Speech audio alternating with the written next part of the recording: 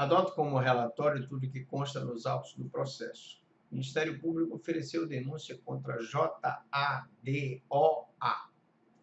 Na denúncia que no dia 4 de 9 de 2016, por volta das meia-noite e 30, em condomínio residencial Bolgari, na Travessa Vileta 2585, a senhora RSDF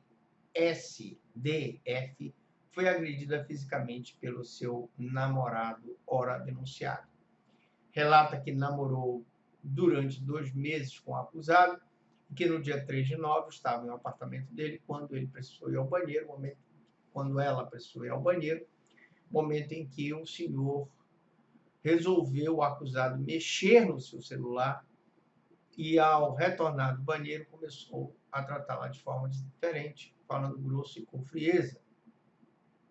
E, para sintetizar, devido a ciúmes de uma pessoa que estava falando com ela em uma rede social, começou a lhe interrogar, querendo saber quem era a pessoa, e disse que era um amigo que morava longe. No entanto, o acusado não acreditou e a chamou de mentirosa.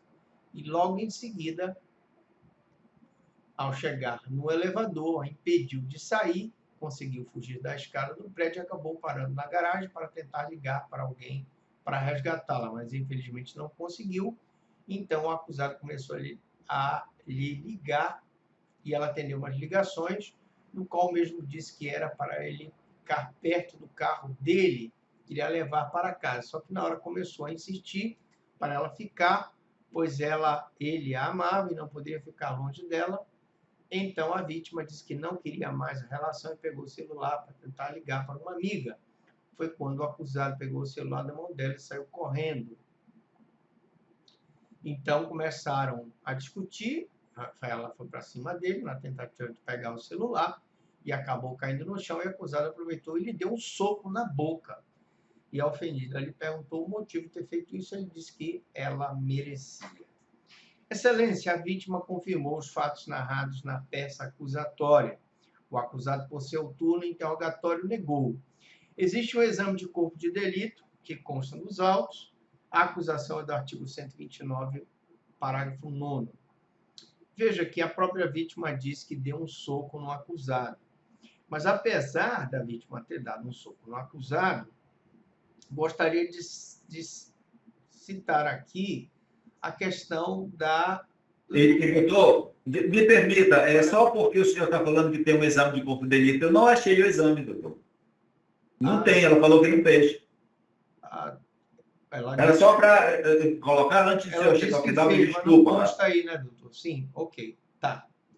Então, desculpa. Pois não. Então, só para falar um pouco da questão do excesso na legítima defesa, afastada a moderação no emprego dos meios necessários, surge o excesso, que é uma intensificação desnecessária.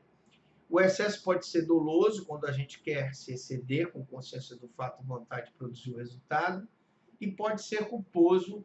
Neste caso, a gente responde por dolo. O excesso pode ser culposo quando a gente se excede por imprudência. Neste caso, a gente responde por crime culposo. O excesso pode ser exculpante, plenamente justificável, não derivado de dolo e nem de culpa. E, evidentemente, que neste caso, houve um excesso que o acusado, ao revidar a agressão da vítima, já havia anteriormente agredido, no sentido de tentar prender o seu celular. Vejo aqui que ele, por justamente não querer que a vítima saísse, prendeu o seu celular, e ela, nessa atitude de tirar o celular, acabou acertando o acusado. Mas o acusado relata que houve, na verdade, uma luta corporal com a vítima. Não tendo o exame de corpo de delito em relação a esse fato, que a vítima disse que teria feito, mas o exame não foi juntado ao processo, não tem-se condições de saber realmente quem foi que iniciou a agressão, quem foi que se houve uma agressão a nível recíproco, porque tanto a vítima quanto o acusado não fizeram exame de corpo de delito. Penso que, no caso concreto, o Ministério Público tem a obrigação de abraçar o depoimento da vítima, uma vez que a conduta da vítima em âmbito de violência doméstica deve ser valorada.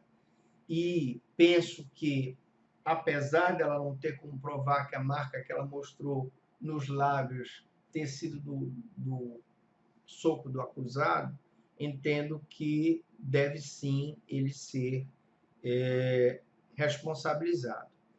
Mas temos aqui um probleminha, que é o seguinte: como não existe exame de corpo de delito, mesmo que o acusado seja responsabilizado, ele seria responsabilizado pela via de fato. E observo que esse processo é um processo de 2017, salvo engano. Ora, se ele é um processo de março de 2017, e se o Ministério Público está aqui desclassificando a acusação do artigo 129, parágrafo 9º, para a vias de fato por falta de materialidade do crime, não existe outra alternativa senão pedir, primeiramente, a desclassificação do fato para vias de fato e, posteriormente, em virtude de ter sido desclassificado para vias de fato, reconhecer que, neste caso, por ser via de fato, o processo está prescrito por já terem passado mais de 3 anos entre a data do fato e a data que nós estamos julgando o feito, apesar de levar em consideração o período de suspensão do processo que houve. Então, essas são as alegações do Ministério Público no sentido de desclassificar para via de fato e pedir a prescrição do processo, Excelência. São os termos.